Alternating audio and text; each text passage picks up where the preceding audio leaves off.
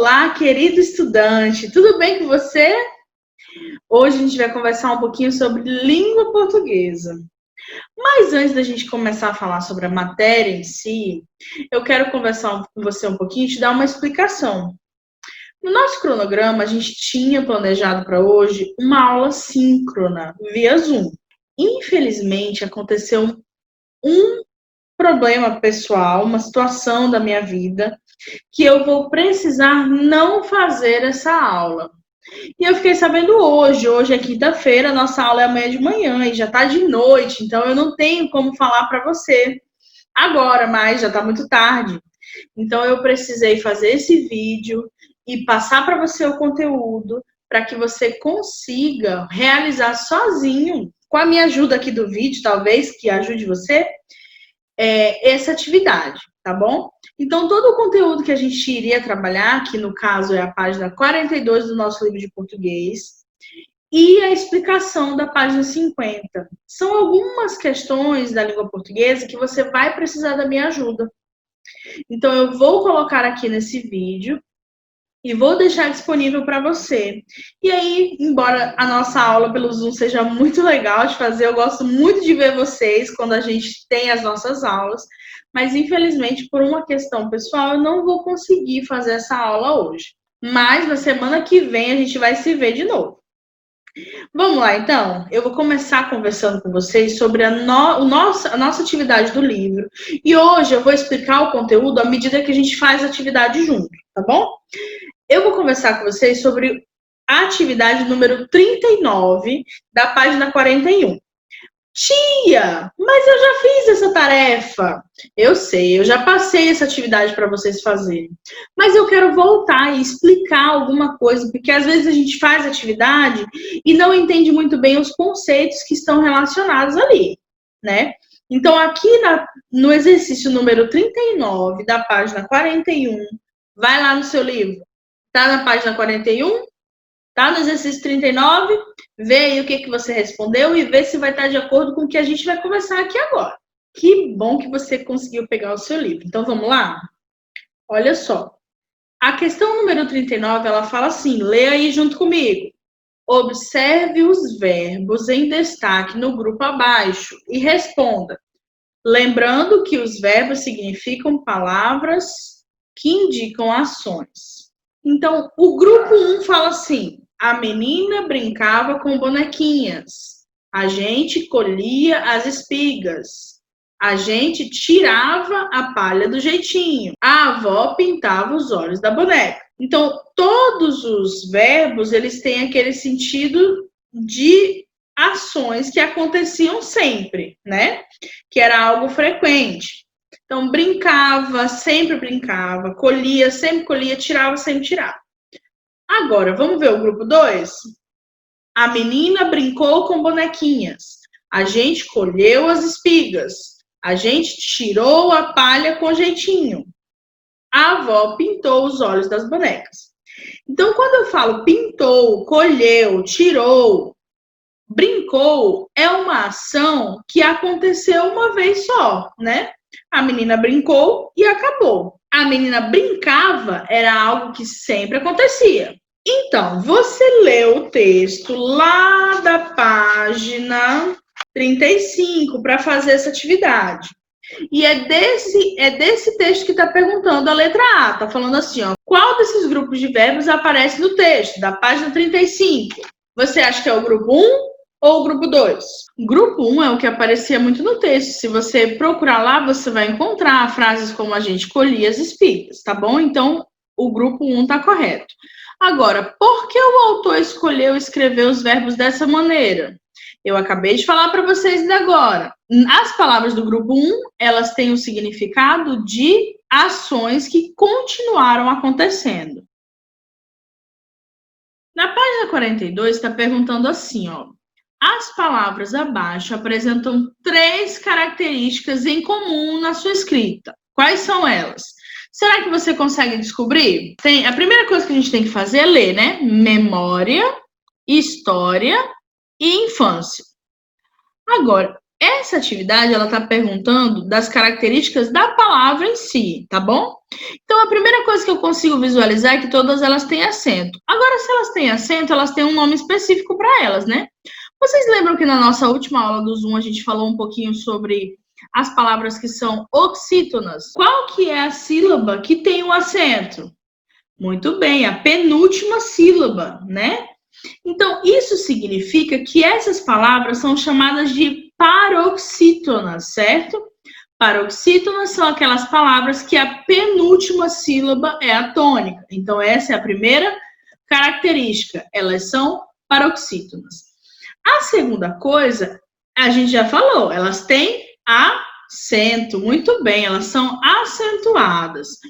E a terceira coisa, que é a mais legal, que talvez é um conceito que você não lembra tanto, mas que você já estudou, que é o que a gente conhece como ditongo. Professora, o que é um ditongo, professora? Um ditongo é o encontro de uma vogal com uma semivogal, como está acontecendo aqui, ó, em todos eles. Por exemplo, memória. Aqui no final não tem duas vogais, o I e o A. Só que o A, ele tem um som mais forte, né? Quando eu falo memória, ele tem um som mais forte do que o I. Então, o A, ele é uma vogal. E o I, ele é uma semivogal, porque o som dele é mais fraquinho, tá bom? Agora, a mesma coisa acontece com história, tá? E infância. Então, o ditongo é um encontro de uma vogal com uma semivogal numa palavra, tá? Então, todas elas terminam com ditongo. Muito bem. Então, a questão número 41, ela tá falando assim, ó. Partindo das ideias do texto, crie uma frase em que a palavra memória aconteça no plural, apareça no plural. Então, você vai criar uma frase. Professora, como que é o plural? É quando eu acrescento S, né? Ou seja, ou quando é várias coisas. Nesse caso, são várias memórias, né? Então, você vai criar uma frase com essa palavra. Questão número 42. Observando estes pares de palavras, o que é possível concluir sobre a acentuação das paroxítonas? Vamos lembrar, então? As oxítonas são as últimas sílabas, né? As paroxítonas são as penúltimas. Então, se eu estou observando aqui notícia, que é uma só, e notícias, que são várias, ou seja, o plural. Memória, que é uma só, singular. E memórias, que são várias, que é o plural. Histórias, singular. Histórias, plural. Observando isso daqui, o que vai acontecer de diferente? O que a gente pode concluir? Pensa aí um pouquinho. A gente pode concluir que todas as paroxítonas que são ditongo no final, mesmo que elas tenham um S, elas sempre vão ter o acento, tá bom? Agora, questão número 43. Pesquise e escreva abaixo outras palavras paroxítonas terminadas com ditongo, como a palavra a seguir. A palavra a seguir é a palavra glossário, tá? Ela é uma palavra paroxítona, porque olha aqui, ó, glossário, tá? Então, a penúltima sílaba que é a sílaba tônica. E ela é um ditongo, por quê? Ó aqui, ó, rio. O O é a vogal e o I é a semivogal. Quais outras palavras que você pode encontrar que são paroxítonas terminadas em ditongo? Tem outras palavras, então eu vou deixar você procurar. Lá no eClasse eu quero ver várias palavras, tá bom? O máximo que você conseguir encontrar. Agora, o que você vai fazer? Você vai dar uma pausa aqui no vídeo, depois que eu terminar de falar. E aí você vai realizar a atividade da página 42, finalizar o que precisa fazer. Aí depois você vai passar para o capítulo 6. Você vai ler o texto com atenção, porque eu conheço vocês, eu sei que vocês às vezes não leem direito, né? Então, lê com calma, lê com cuidado, lê com atenção, lê em voz alta, que vai ajudar você a entender melhor, tá bom? Então, o texto do capítulo 6, da página 46, formigarra, você vai ler direitinho. Você vai responder a página 47. Aí, na página 47, tem uma seção Investigue. Você não precisa fazer essa atividade. Você vai fazer só a questão 1, 2 e 3. Depois você vai passar para a página 48, vai ler tudinho, vai realizar tudinho. E aí você vai passar para a página 49 e, por último, a página 50. Só que a partir da página 49, a gente começa uma sessão do nosso livro que é chamada de Estudo da Língua. E essa sessão, ela é uma sessão que a gente vai aprender um pouquinho mais do português. Então, ela pode ter algumas questões que são para construir o conhecimento. Então, o que a gente vai fazer agora? Eu vou colocar aqui na tela e eu vou explicar a página 50 para você. Pausa agora e vai lá fazer. Muito bem. Agora que você já terminou, a gente vai continuar. Lá na página 50 do nosso livro, nós vamos começar com a questão número 15. E ela está aqui na nossa tela. A questão número 15, ela fala assim: utilize as palavras abaixo para formar adjetivos para a formiga. Então, se a gente pegar essas palavras e somar aqui, ó, com eira, o que será que pode dar? Arrumar mais eira. Arrumadeira. Agora, carregar mais eira. Muito bem, carregadeira. Agora, eu vou parar de mostrar a resposta agora. Você vai tentar finalizar. Essas palavras, elas são verbos, tá? Arrumar, carregar, chorar. Quando eu junto com o sufixo eira, elas se transformam em adjetivos. E adjetivos são qualidades. Lembra do grupo de palavras que eu expliquei lá no começo do ano e vocês já conhecem, né? Na questão número 16, está falando assim: como ficariam as palavras acima se fossem formadas com eiro? Forme frases para demonstrar.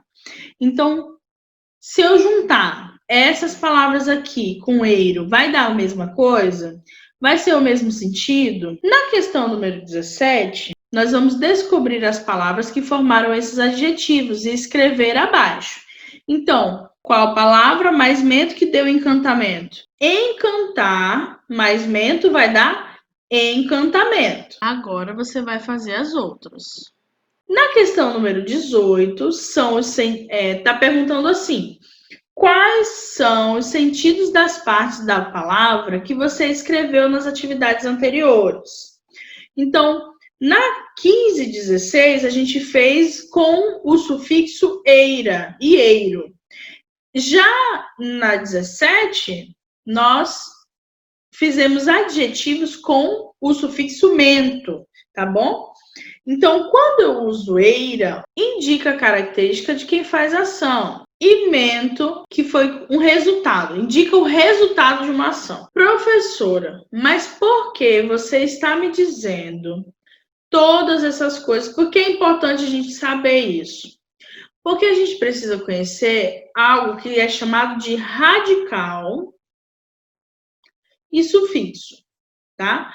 Essa junção de uma palavra mais um finalzinho para formar uma outra palavra é chamado de radical e sufixo. Então, a gente viu os sufixos eira ou eiro e o sufixo mento, né? Então, esses finaizinhos, eles são sufixos. E eles só dão certo quando eles estão juntos de um radical, tá? O que é o radical? É a raiz da palavra, certo? Então, no caso, trabalho sem o A é o radical da palavra. Então, quando eu junto trabalho com deira, eu tenho uma palavra que tem um radical e um sufixo, tá bom? Então, é importante você conseguir identificar aonde está o radical da palavra, onde que é a raiz dessa palavra, tá bom? Então, na página 50, a gente termina aí e mais para frente a gente vai continuar vendo essa questão do radical e do sufixo, tá bom? Algumas atividades sobre isso. Mas, por hoje, é só. Essa é a nossa aula, tá bom? Bom final de semana para você e eu espero você na semana que vem. Lembrando que semana que vem a gente vai estar revendo quais são as atividades que vão valer nota, tá bom?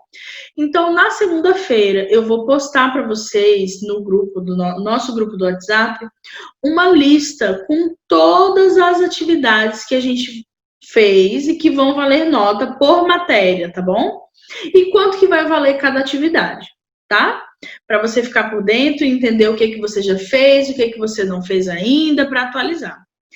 Se você está desatualizado com alguma coisa, por favor, atualiza, porque vai valer nota, tá bom? Um abraço, bom final de semana e tchau, tchau. Educação Adventista, muito além do ensino.